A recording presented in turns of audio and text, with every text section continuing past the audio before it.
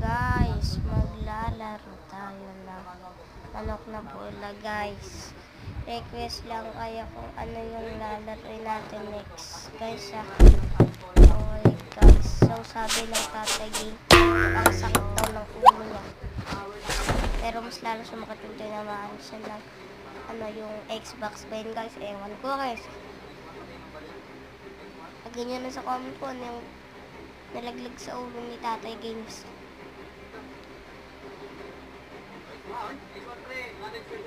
Yan guys.